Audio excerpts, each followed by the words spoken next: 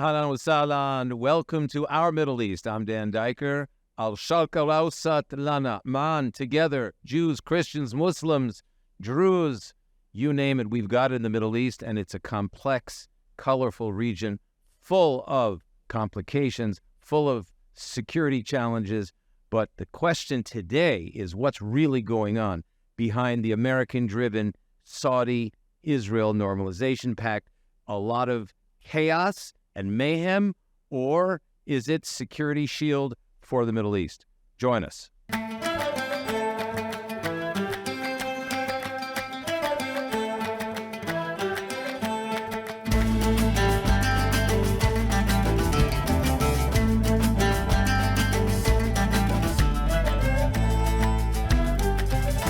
I'm very honored today to welcome a guest, a friend, a colleague, Irina Tsukerman, a Middle East analyst with the Arabian Peninsula Institute. She is joining us from the United States. Irina Tsukerman, great to have you with us on the program.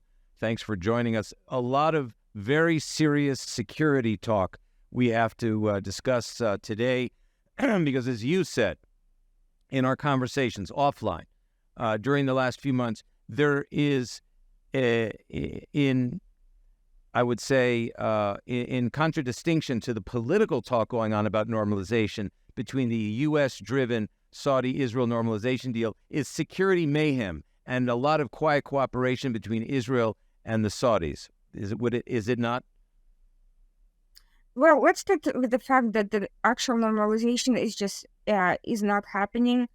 For one thing, we have not seen any direct talks between Israelis and Saudis, which are instrumental to any sort of a real major political deal. We have seen with the Abraham Accords that the Emiratis, Bahrainis, and Israelis had talked extensively for well over a year, if not more, prior to signing off on an agreement. This is just not happening with Saudi Arabia. And the reason for that, there are many reasons for that. The Iran normalization is a part of it, certainly, but there's also the lack of political will inside Saudi Arabia itself, starting with the fact that the tribal makeup of the country is such that there is no support for formal normalization with Israel, and tribes play such an important part in the country's political system that at times they can in fact challenge even the throne in its foreign policy, and this is one of those examples where for sure there is a great deal of social opposition. The important point here, though, is from a security standpoint, there is no opposition from the tribes, nor is there from the royal court to a deepened security cooperation between Israel and Saudi Arabia with regard to the Iranian regime, which the Saudis have sort of re-engaged with diplomatically, but nonetheless, there is a deepening security cooperation between Israel and Saudi Arabia. Yes, in fact, Saudi Arabia benefits greatly from this sort of cooperation, as long as it's tactical and behind the scenes. Nobody seems to mind. About 50% of cybersecurity software in Saudi Arabia originates with Israel, and of course, there's all sorts of tactical cooperation on Syria and many other local regional security issues. That said, I would be very careful to engage in full-on optimism on this issue, because at any moment things can change. And Saudi Arabia's normalization with Iran is a primary challenge, though not the only one. The growing closeness to China and Russia are also a potential test of this relationship. Namely the surveillance technologies and other forms of regional cooperation. It seems, Irina, that if you weigh the political benefits of possible Saudi-Israeli normalization, which is really being drummed up and trumpeted by the U.S. administration, the Biden administration, versus the real critical security sense right now and the major threats to the world order coming out of the Iranian regime's metastasizing destabilization across the Middle East, including, by the way, it's taking over of the Syrian chemical weapons program, which President Obama had sort of succumbed to temptations by the Russians who have taken it over. But it seems right now that Iran, at the same time that it's bear hugging for its own purposes Saudi Arabia and the Saudi, let's call it the Saudi alliance of the UAE and Bahrain for the purposes of this conversation, there are many lurking dangers that are taking place behind the political mask of normalization. I would say that normalization, or talk of normalization at least, is a diversion from all the regional security obstacles and challenges facing these countries. And Syria is one of those four places where Saudi Arabia has been a consistent partner to the United States on various operations, but very, very unlikely to challenge Iran's incremental and growing not only presence, which is quite entrenched, but takeover of major programs such as that chemical weapons production, and which is a threat to the entire region. And one of the major concerns is Assad's normalization into the Arab League and Russia brokered direct bilateral talks between Saudis and Assad. If Saudi Arabia is to normalize bilateral relations to that extent, it's very unlikely to engage in challenging these weapons-related developments alongside Israel. So Israel is losing potentially valuable allies in the region as a result of Iran and Syria normalization with the Arab Gulf states. And the political and security collision seems to be growing closer and closer and closer, because here you have, on the one hand, the Iranian foreign minister has shown up in Saudi Arabia. That is Iran's political warfare move by bear hugging Saudi and making the political relationship seem as normalized as possible. And on the other hand, the Iranian regime has not stopped for a minute its actions across the Middle East, Lebanon, Syria, Gaza, Iraq.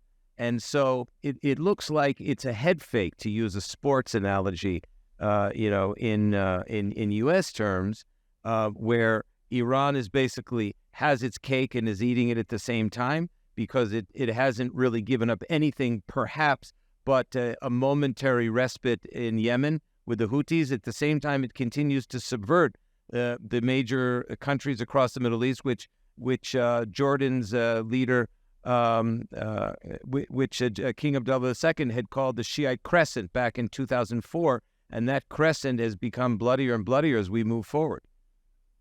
I actually would address the Houthi issue as much more serious than people give it, as what people consider it to be, because they have actually not stopped the attacks inside Yemen, and Yemen is a gateway to Saudi Arabia, and I would not be surprised if both Yemeni Houthis and Iraqi Shia militias hadn't at least had not been testing or exploring border security with the Saudis. Saudi Arabia also hosts a very significant Shia population, which has often been challenged by Iran's meddling and interference. And this is right now is as good a time as any for Iran to continue making inroads inside Saudi Arabia, which could be particularly detrimental to these concerns. And you have widespread reports of both Iranian and Saudi economic cooperation, commercial exchange, at even aspects of technology exchange. All of the deepening political, diplomatic, and economic relationship that can actually create a lot more dangers on the security front, because of when you have, on the face of it, deepening political ties and deepening commercial civil society ties that look like real normalization. while on the other hand you have Iranian regime subterfuge, destabilization, and subversion continuing apace. You're looking at a very poisonous mixture of this political and security, these security elements. The landscape here, the security landscape, is very complex because Iran and Saudis have their own share of challenges as well, such as the ongoing dispute along with Kuwait over a shared gas field. So this economic cooperation has its limits, and they're not that easy to bypass because both sides are entrenched with their territorial claims over that gas field. However, there is also a real incentive to maximize the financial benefits of this relationship, at least while it's still possible to do so. And Saudis are usually extraordinarily slow in any sort of diplomatic developments, but we have seen almost a rush into this embrace of Iran from the moment normalization with Iran was announced. We have seen this rush to discuss the opening of embassies, high-level visits. The king was invited to Iran. I don't think he will go, but the foreign minister has already gone. And we are seeing this attempted put this rhetorical elevation of Saudi Arabia on such days as the infamous Al-Quds Day by Iran, where previously Saudi Arabia was consistently attacked rhetorically by Iranian officials. So there is a legitimate effort not to put aside the deep-seated issues which are not going anywhere, but to create the appearance of a very close cooperation. And this is not only because Iranians see this as commercially beneficial to them, which they certainly do. Years of sanctions and instability has left, and mismanagement of their own issues has left them wanting for money, but it is also a blow to Western interests in the region, this appearance of closeness on issues that are not merely financial and economic, but also political.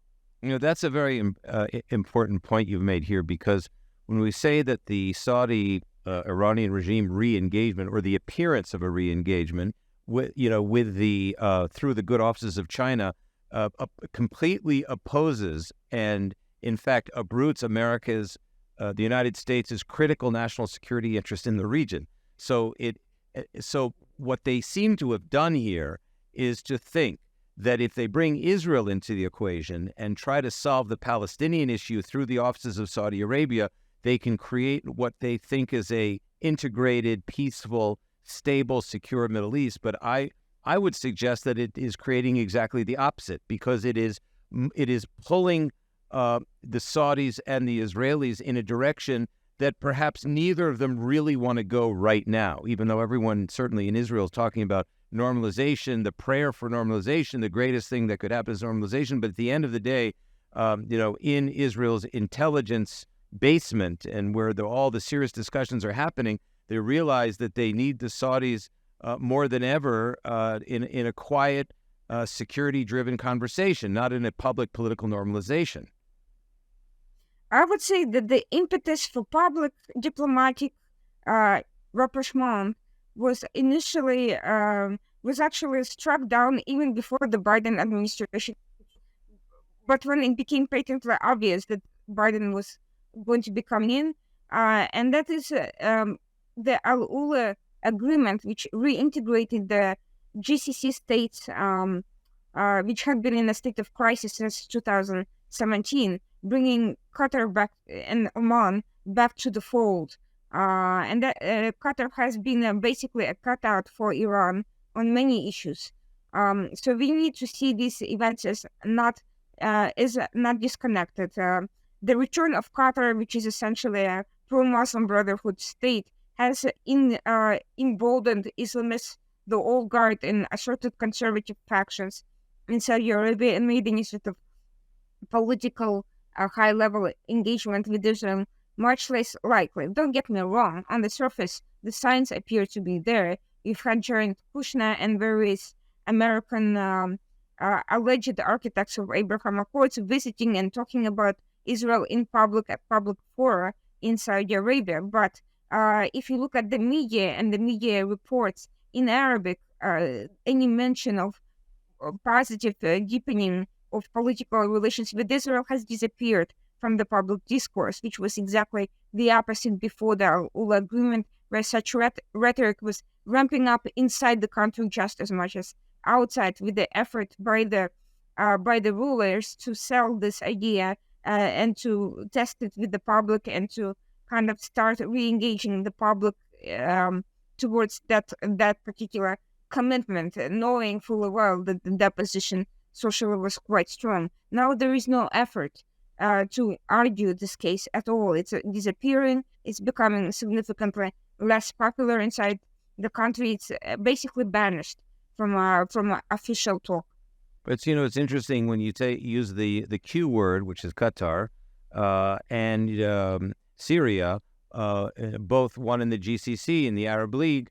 These two countries really represent the opposite of what Saudi Arabia is looking for in terms of its own regional security architecture, right? So in a way, this bear hug and all the talk of regional normalization integration when it comes to Syria and Qatar is really working against the Saudis.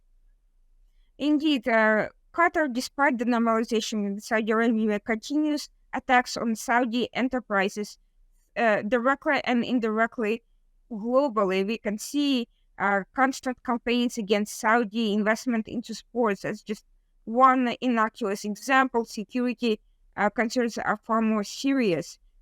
Essentially, Qataris are now very firmly engaged with the old guard faction inside Saudi Arabia, which has been consistently opposed to Vision 2030 reforms, both social reforms domestically and foreign policy outreach to Israel and the West. All of these interests are very much more comfortable with authoritarian Russia and China and even Iran than with the United States or Israel. And that dynamic behind the scenes is very much coloring the political developments we are now seeing, which is why the Biden effort to portray the normalization with Israel as a real possibility at the current juncture is just a fantasy, and unhelpful one that disguises many other political issues in the region, including between Saudi Arabia and other states that threaten its own interests. Qatar continues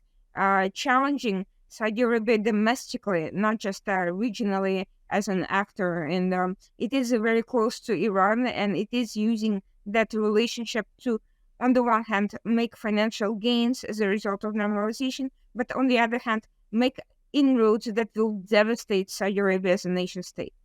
What is in your view, the major inroad that could devastate Saudi Arabia when it comes to Qatar? I just will mention it is interesting in the context of this discussion that Saudi has offered billions and billions of dollars to become the leading sports host and figure in the Middle East, wanting to take that role away from Qatar. Yes, that competition is ongoing. It's dynamic, but these two states are not the only ones competing directly. Bahrain and UAE especially have been part of that sports competition landscape for a long time. But getting back to this aspect, religion is the primary tool that Qatar uses. Political rhetoric are all fine and livable, but the fact that it uses religion to manipulate the minds and to try to undermine Saudi Arabia in the region by way of undermining its authority as a custodian of the two holy sites is incredibly dangerous. And the Israel part, and not even just Israel, but even any presence of traveling Jewish continues to Saudi Arabia has become that point that Qatar uses very effectively through the media, through rhetoric, through the mosques, to undermine Saudi authority. And that's exactly what Iran is looking for, to take over the primacy and the control of the two holy sites. And the more the Saudi royal family is seen as being undermined and weakened and smeared by these religious campaigns, pro-Muslim Brotherhood campaigns, that equate any sort of discussion with Israel to desecration of the two polar sides, the more Iran benefits as a result, and the more Iran can expand its own regional religious influence, exporting Islamic revolution as it has been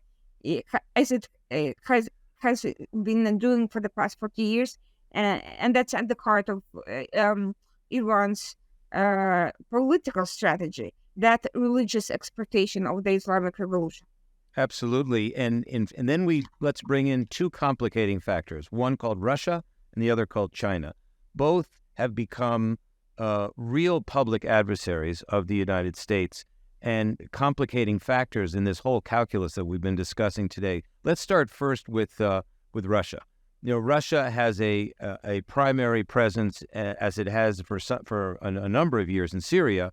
And how has the Iranian moves in Syria affected Russia's own sense of the importance of its security presence and control, really, over much of Syria's airspace?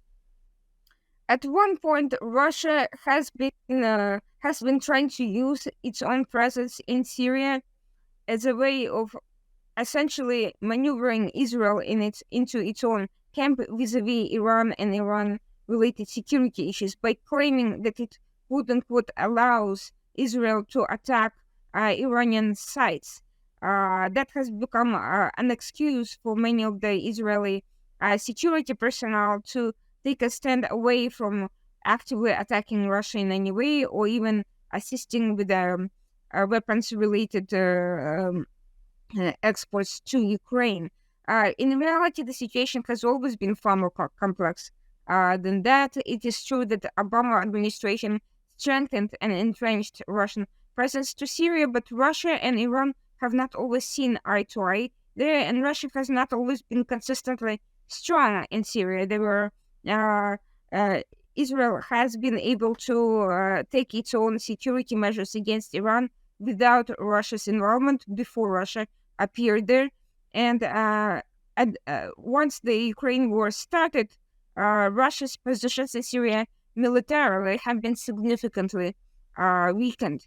However, what happened is that Russia, by playing a diplomatic role in trying to normalize Assad with the Arab League, with the Saudis, with Turkey, it has returned to a position of diplomatic primacy, and along with other factors, it has been able to play its regional cards quite well. It is still not the all-powerful actor in Syria it claims to be militarily, which is why I think this its efforts to latch on to Iran are kind of a little bit superficial. Iran's growing presence is a real concern. Russia militarily has been quite weak, and we've seen an example of that when the U.S. forces confronted the Wagner militias at one point, wiping out 300 fighters in one incident, and the rest of the Russian military there is no better, as we have seen from the Ukraine example. But in terms of political influence, it is going to be quite substantial, and Russia is fully taking advantage of the various regional miscommunications and lack of consistent strategy and Iran-driven divisions that we are seeing. And there was once talk of an Arab NATO that would join Israel to integrate its defense measures and to defy Iran. It has always been fraught with controversy due to the different positions on the issue by Qatar and others, but now it has been exacerbated by Russia's involvement and attempt to become the primary political broker in the region. But clearly, the Russia's deep involvement in Ukraine has taken most of its resources and most of its really strategic assets and really focused them there. I mean, I think we see in the last 2 years a major shift in Russian thinking, in Russian strategy, where they saw their presence in Syria as being a bedrock, an anchor of their interests in the region, and they could enforce that. Now it seems that, certainly in terms of military spending and in terms of the focus and in terms of information operations, that they really have to focus 90% of their efforts on the Ukraine. Indeed, and this would be a very good opportunity for Israel to weaken Russia as much as possible, because Russia is not really being helpful in Syria. In fact, it's creating artificial obstacles to fully engaging against Iranian positions, and we have seen the return of Hezbollah. Russia has not done anything to stop it. On the contrary, it has been cooperating with pro-Iran interests there. So the more is done to drive Russia out of Syria and to weaken it on every level, and to challenge it on its various attempted fronts around the world, the better for Israel's security. It's not politically; it's still trying to be a winner in this political situation by latching on to the GCC offense at the U.S. foreign policy. But this is a very tactical engagement. It's not in anyone's long-term interest, and Russia as a state has very little to offer. It appeals mostly to greed of specific officials and government level interests. There are some members of royal families who are heavily invested in Russia's energy sector and so forth. But on a strategic level, Russia has nothing to offer. It has enabled all the worst threats in the region. It has actively cooperated with Houthis in the past, and it's growing closer to Iran, which is certainly not in any of the Arab states' interests, except for maybe Qatar, which has an even closer relation with Russia going back decades. Absolutely. And then enter China, which is a wild card here, because on the one hand, we don't see Chinese forces, not Air Force or Navy or Special Forces or Ground Forces on the ground in the region, unless there are developments that you can tell us about in terms of Chinese military that we don't know about. On the other hand, China has become sort of the military financier, weapons supplier, a mediator, a complicating factor to what already is an impossibly complex situation.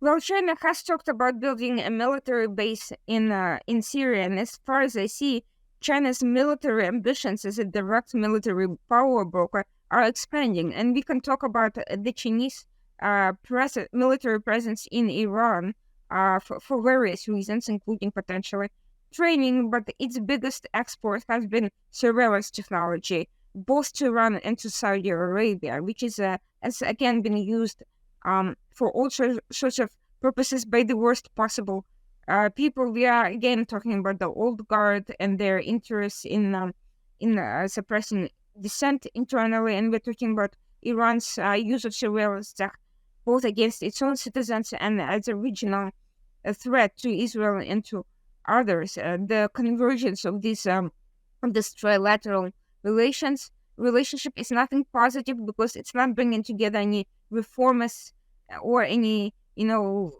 diverse ethnic interests. It's bringing together the worst groups in each country: the regime in Iran and the old guard and the Islamist factions in Saudi Arabia, and all of them are hostile to Israel. They're not just they're happy to take what they can in Saudi Arabia for the time being. But if they ever see a legitimate alternative, if China ever becomes stronger enough to compete with Israel on technology and on its military security backing, to be sure Israel is going to be dropped. Irina, as we have this conversation, and what we've done here in the last 30 minutes or so is to paint a picture or a tapestry of the deep security chaos developing and deepening, intensifying across the Middle East. It seems from a political standpoint, you can argue that the riskiest development would be Israeli-Saudi normalization. It would actually be, you could argue that the best option right now would be to continue a quiet, under-the-radar working relationship between Israel and Saudi Arabia in view of Chinese infiltration, in view of Russian intervention, in view of the metastasis of Iranian subversion. It seems that when you add all of these elements up, Israel needs secret relationships, quiet partnerships on a security and military level. And the last thing it needs right now is public, diplomatic, international, ceremonial normalization with Saudi Arabia, which would end up limiting what it's able to do because of the public color, the public perception, and the public profile of what that relationship could be. That normalization is logistically and practically impossible. The demand for a full return to the Arab Peace Initiative, which required the creation of the Palestinian state, is just not going to happen at the time being, for factors involving not just Israel itself, but the Palestinians just as much as Israel. And on the other hand, Saudi demands of the United States for the civilian nuclear program and for the full defense treaty as a directly tied to the normalization have been already dismissed by President Biden. So this continuing discussion about a possible deal is not only a fantasy, but a fabrication. It is literally a fabrication because all sides are fully aware that none of these essential factors demanded of each other can be met at this point in time. So the practical normalization can't happen, but yes, this continuing obsession with the optics are dangerous. They're distracting. They're diversion from dealing with the serious issues that the administration has essentially greenlit.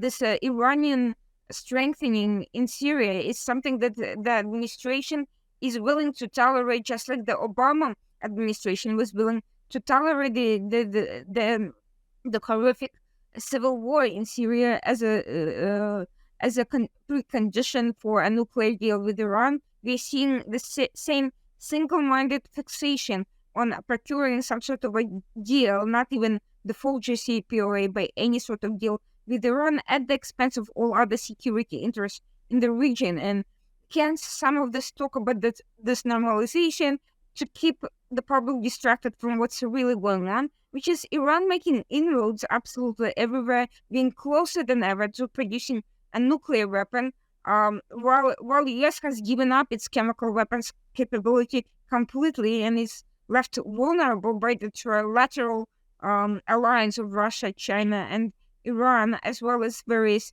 proxies and movements, extremist movements operating in the region.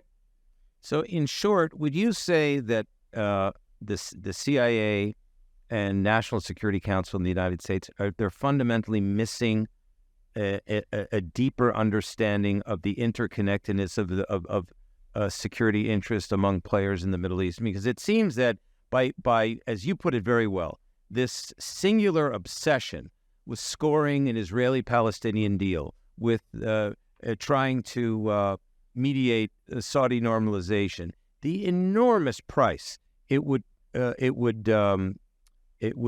cost the United States in blood and treasure over time, because you can see all of these different security elements that we've talked about unraveling very quickly and coming to, a 3, 4, 5 front war: Saudi Arabia, Iran, Israel, United States, NATO, Qatar. I mean, you can see everyone pulling towards his own direction to what would ultimately be called, a political and kinetic nuclear explosion. I'm not sure whether the U.S. intelligence apparatus is equipped to deal with the complexities of the region, because, quite frankly, the history of U.S. involvement in the region showed no understanding of these internal regional dynamics, tribal dynamics, and their relationships to the state, and various diverse ethnic and religious interests within each country.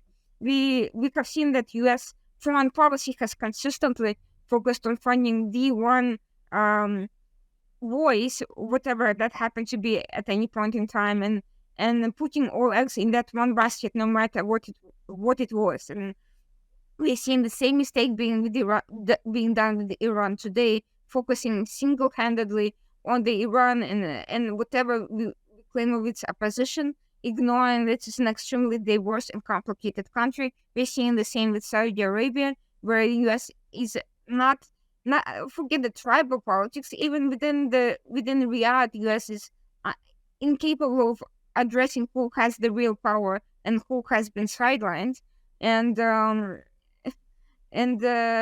much less which of the groups in question are would meet the real security interests of the United States more. Actually, U.S. prefers to deal with the more extreme, hardline, old guard factions precisely because of the long-standing relationships with the intelligence community and with other interests in Washington, and to the detriment of the overall security picture. There are many examples of that. Unfortunately, the very same people who were key intelligence interlocutors with the United States in the past were also the ones closely tied to the 9/11 attacks, unfortunately. So you have seen that. Yeah, go ahead. Yeah. So I don't know whether it's really an issue of complete ignorance, but we do know that there is an issue of political blindness to all these elements.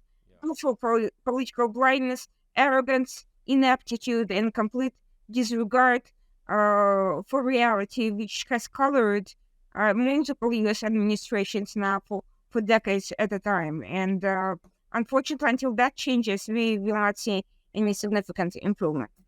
Yeah, and I think in short, just to put an exclamation point on your very eloquent and bottom line assessment, we should say normalization, dir balak. Warnings to everyone, or as they say in Russian, niet. Normalization, niet, and tribal and ethnic intelligence, da. Yes, absolutely. We all need to know it. I think you helped us open our eyes to the deep complexities of tribal and ethnic intrigue and collision and individual interests in the Middle East. And that's what we try to do on Our Middle East here in the program from Jerusalem. Irina Tsukerman, it's been a great pleasure having you. You've informed us and given us much to think about, and we really look forward to having you again very soon, taking into account all the hard work you're doing at the Arabian Peninsula Institute. I hope you'll give us a little more time when we continue to talk about these complexities in our Middle East. Irina, thanks so much for joining us. Thank you.